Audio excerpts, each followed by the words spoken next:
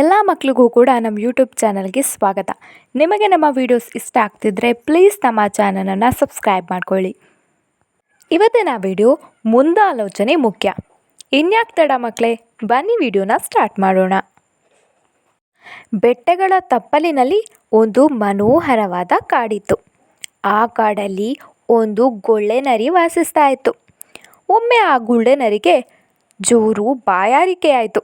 ಅದಕ್ಕೋಸ್ಕರ ಅದು ಕಾಡಿನಲ್ಲಿರುವ ಒಂದು ಸಣ್ಣ ಕೊಳದ ಹತ್ರಕ್ಕೆ ಬಂತು. ಅಲ್ಲಿ ನೀರು ಕುಡಿಯೋಕ್ಕಂತ ಹೋಗಿ ಕಾಲ್ ಜಾರಿ ನರಿ ಕೊಳದ ಒಳಗೆ ಬಿದ್ದುಬಿಡ್ತು. ಅಯ್ಯೋ, ಕೊಳದೊಳಗಡೆ ಬಿದ್ದುಬಿಟ್ಟೆ, ಇವಾಗ ಹೇಗೆ ಹೊರಗಡೆ ಬರೋದು? ಇನ್ನು ಸ್ವಲ್ಪ ಹೊತ್ತಾದರೆ ನಾನು ಸತ್ತೇ ಹೋಗ್ಬಿಡ್ತೀನಿ, ಏನಾದರೂ ಉಪಾಯ ಮಾಡಲೇಬೇಕು ಅಂತ ನರಿ ಯೋಚಿಸ್ತಿರ್ಬೇಕಾದ್ರೆ ಅದಕ್ಕೆ ದೂರದಿಂದ ಒಂದು ಮೇಕೆ ಬರ್ತಿರೋದು ಕಾಣಿಸುತ್ತೆ. ಅದಕ್ಕೂ ಕೂಡ ಜೋರಾಗಿ ಬಾಯಾರಿಕೆ ಆಗಿರುತ್ತೆ. ಅದು ಬಾವಿಯೊಳಗಡೆ ನರಿಯನ್ನು ನೋಡಿ ಅದು ಕೂಡ ನೀರು ಕುಡಿತಿದೆ ಅಂತ ಭಾವಿಸಿ, ನರಿ ನನಗೂ ಸ್ವಲ್ಪ ನೀರು ಕೊಡ್ತೀಯಾ ಅಂತ ಕೇಳುತ್ತೆ. ಹೋ ಮೇಕೆ, ಈ ನೀರು ಎಷ್ಟು ಸೊಗಸಾಗಿದೆ ಗೊತ್ತಾ? ನೀನು ಇಲ್ಲಿಗೆ ಬಂದು ಕುಡಿ, ಆವಾಗ ನಿನಗೆ ಗೊತ್ತಾಗುತ್ತೆ ಅದರ ಅನುಭವ. ಬಾ ಇಳಿ ಅಂತ ನರಿ ನಾಟಕ ಮಾಡುತ್ತೆ.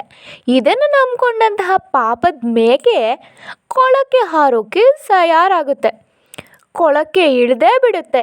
ಮೇಕೆ ಕೊಳಕ್ಕೆ ಬಿದ್ದ ತಕ್ಷಣ ಅದರ ಬೆನ್ನ ಮೇಲೆ ಹತ್ತಿ ನರಿ ಮೇಲೆ ಜಿಗಿಯುತ್ತೆ.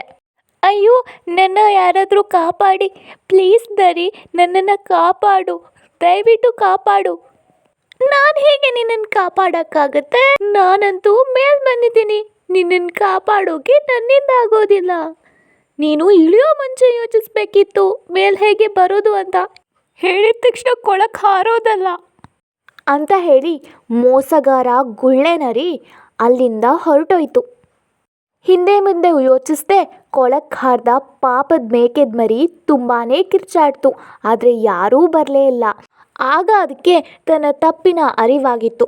ಅಷ್ಟೊತ್ತಿಗಾಗಲೇ ಸಮಯ ಮೀರಿ ಹೋಗಿತ್ತು. ಅದಲ್ಲೇ ಪ್ರಾಣ ಕಳ್ಕೊಳ್ತು. ಅದಕ್ಕೆ ಹೇಳೋದು ಮಕ್ಕಳೇ, ನಾವು ಯಾವುದಾದ್ರೂ ಕೆಲಸಕ್ಕೆ ಕೈ ಹಾಕಬೇಕಾದ್ರೆ ಅದರ ಹಿಂದೆ ಮುಂದೆ ಅದರಲ್ಲಿರುವ ಕಷ್ಟ ನಷ್ಟ ಎಲ್ಲವನ್ನ ಯೋಚನೆ ಮಾಡಿ ಮುಂದಾಲೋಚನೆಯನ್ನು ಮಾಡಿ ನಾವು ಆ ಕೆಲಸಕ್ಕೆ ಇಳಿಬೇಕು ಅಂತ. ಮುಂದಾಲೋಚನೆ ಇಲ್ಲದೆ ನಾವು ಆ ಕೆಲಸಕ್ಕೆ ಇಳಿದ್ರೆ ಈ ಮೇಕೆ ಮರಿಯ ಹಾಗೆ ನಾವು ಮತ್ತೆ ಕೊನೆಗೆ ಒದ್ದಾಡಬೇಕಾಗತ್ತೆ.